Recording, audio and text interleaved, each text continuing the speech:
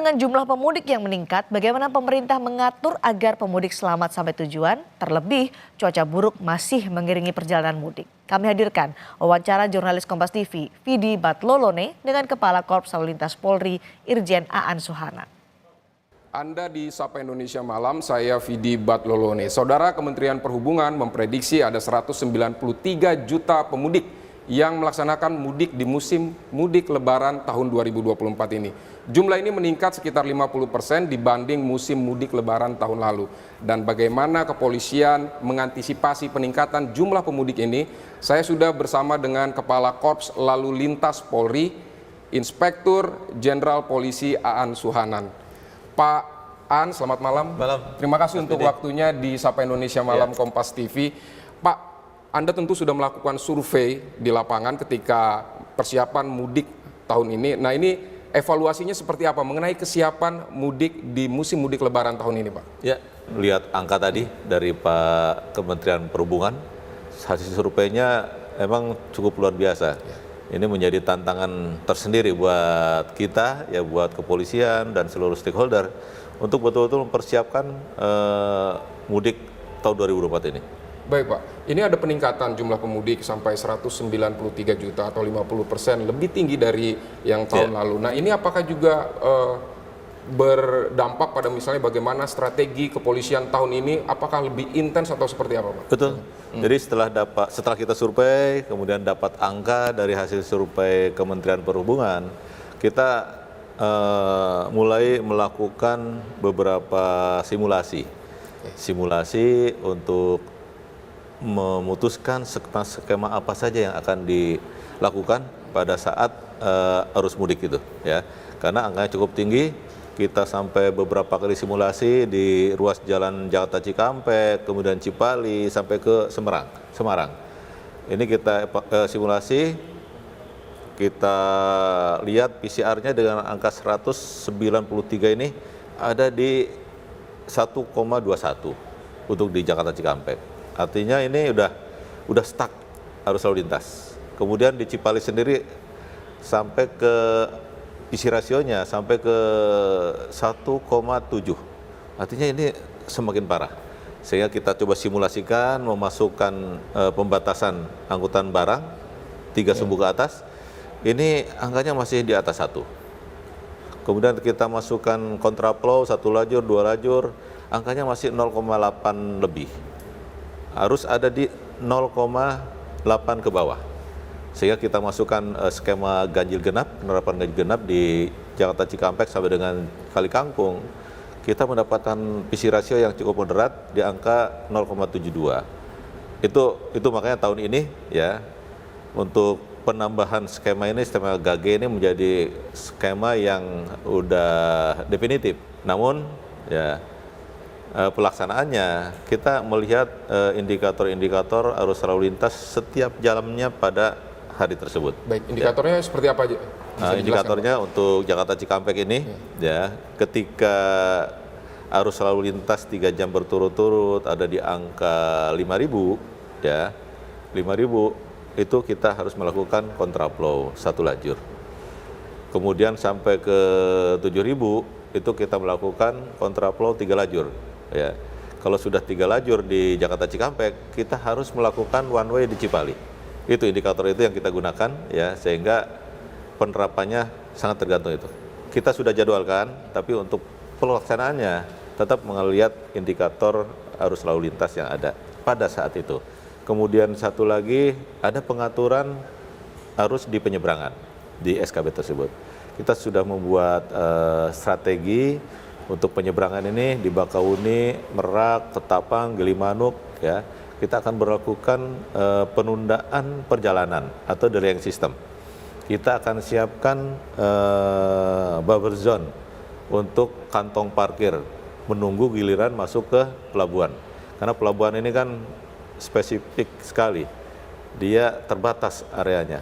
Jadi kita tidak bisa memaksa untuk masuk, ya. Kalau kita paksa untuk masuk, tentu akan berpengaruh kepada arus lalu lintas yang ada di luar. Ini bisa stuck, bisa ngunci, sehingga tidak bisa bergerak semuanya. Jadi kita atur flow masuknya di buffer zone tersebut. untuk penyeberangan. Pak, ini Kementerian Perhubungan menyebut minat terbesar untuk mudik atau selama arus mudik ini atau arus balik nanti ini menggunakan kereta api. Tapi tetap tidak ringan ya Pak pekerjaan untuk mengatur di jalan raya dan jalan. Tentu tidak arteri. ringan. Jadi kereta api itu moda transportasi memang yang menjadi favorit ya hasil survei. Ada 30 juta kalau tidak salah orang masyarakat kita yang akan menggunakan kereta api. Tapi coba dicatat ya, di samping kereta api ranking kedua ada bis. Ranking ketiga ada kendaraan pribadi. Ranking keempat ada sepeda motor dan mobil sewa. Artinya yang mau bis, kendaraan pribadi, sepeda motor, mobil sewa itu semua ada di darat. Artinya tetap yang terbesar itu di darat untuk moda transportasinya, menggunakan jalan. Jadi itu saya sebutkan tadi, ini challenge tersendiri untuk mengolah arus mudik dan arus balik tahun 2024 ini. Angkanya cukup tinggi. Ya, dan dari Jabodetabek ini cukup tinggi. Asal masyarakat yang mudik itu tertinggi kedua setelah Jawa Timur, Jabodetabek. Baik Pak, puncak arus mudik 6 sampai 8 April. Nah kalau puncak arus balik bagaimana Pak? Arus balik ini kita melihat data empirik ya, kemudian survei dari Kementerian Perhubungan, diprediksi untuk puncak arus balik ini ada di tanggal 14 dan 15 ya, April. Ini hasil survei dari Kementerian Perhubungan juga demikian. Itu angkanya di 15 itu paling tinggi. Jadi kita menghimbau kepada masyarakat sesuai dengan arahan dari masing-masing instansinya ya, kebijakan dari masing-masing instansinya untuk menunda perjalanan balik nanti. Jangan semua di tanggal 14 dan 15. Mungkin itu. Jadi nanti pada puncak balik ini bisa kita urai kalau ada beberapa masyarakat ya yang menunda perjalanan baliknya. Dan dari BUJT pengelola jalan tol juga memberikan diskon tarif tol untuk tanggal 16, 17, 18, 19. 17, 18, 19 sebanyak 20%. Ini untuk menarik masyarakat menunda perjalanan baliknya nanti. Baik Pak, kalau mengantisipasi cuaca buruk gitu bisa menjadi kendala. Ini apa yang akan dihimbau kepada masyarakat agar ini tidak menjadi kendala begitu Pak? Ya. Jadi ikuti ya kepada masyarakat, ikuti perkembangan situasi ya. Melalui BMKG sudah ada juga aplikasinya, melalui kita Instagram, Twitter, Korlantas NTMC, bisa melalui kontak center ya, Korlantas 15669. Itu media itu untuk memberikan informasi kepada masyarakat. Jadi silahkan ya masyarakat bisa mengontak itu sehingga terus update situasi yang ada, termasuk mengupdate di media sosial, media mainstream, media TV, itu bisa update terus informasi yang ada sehingga masyarakat tahu apa yang terjadi ya. Masyarakat bisa menunda perjalanan seperti kemarin di Bocimi itu, kita cepat informasikan kepada masyarakat, kita cepat alihkan arus ya, sehingga untuk sementara Bocimi ditutup. Walaupun pada saat bencana itu ada korban ya, luka dan ada mobil yang terperosok, tapi setelah itu kita tutup, kita informasikan kepada masyarakat menjadi tahu. Itu kira-kira. Baik Pak, apa yang perlu dipersiapkan masyarakat ketika kembali misalnya dari kampung halaman agar tidak menyumbang potensi kemacetan yang semakin ini jadi turut berpartisipasi dalam kemacetan begitu Pak? Apa kira-kira? Tentu skema-skema yang sudah kita buat, yang sudah kita rencanakan, kalau tidak didukung oleh masyarakat ya, masyarakat tidak berpartisipasi, artinya kita sudah membuat jadwal, kita sudah membuat skema kontraflow, ganjil genap dan sebagainya, pembatasan angkutan barang. Itu kalau tidak diikuti oleh masyarakat ya, apa yang sudah kita siapkan ini tidak akan efektif. ya. Artinya masyarakat pegang peranan penting untuk kelancaran arus lalu lintas, untuk keselamatan berlalu lintas di jalan saat mudik dan balik tahun 2024 ini. Kita menghimbau kepada masyarakat ya, pada saat arus balik maupun mudik, yang pertama ya harus disiapkan kesehatan kita, pastikan kesehatannya prima, tidak dalam sakit ya. Kalau sudah lelah, wajib berhenti ya, jangan memaksakan karena pengen cepat sampai ke rumah ya pada saat mudik, pada saat balik juga sama, pengen cepat sampai ke rumah, akhirnya tidak mau berhenti, dipaksakan, sudah lelah, ini akhirnya terjadi kecelakaan. Ini sangat tidak kita harapkan. Jadi pastikan kesehatan kita, kemudian kendaraan juga sama, pastikan kendaraannya prima ya, dicek sebelum berangkat, tekanan ban dan lain sebagainya, sehingga tidak ada hambatan di jalan nantinya dan jadi kendaraan yang berkeselamatan.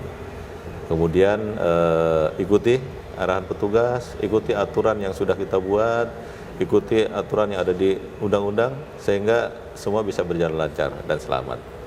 Dan ini penting untuk pengendara roda 2 terutama ya. Ini saya lihat tadi di pantauan kita, ini masih banyak masyarakat kita yang menggunakan roda 2 untuk mudik.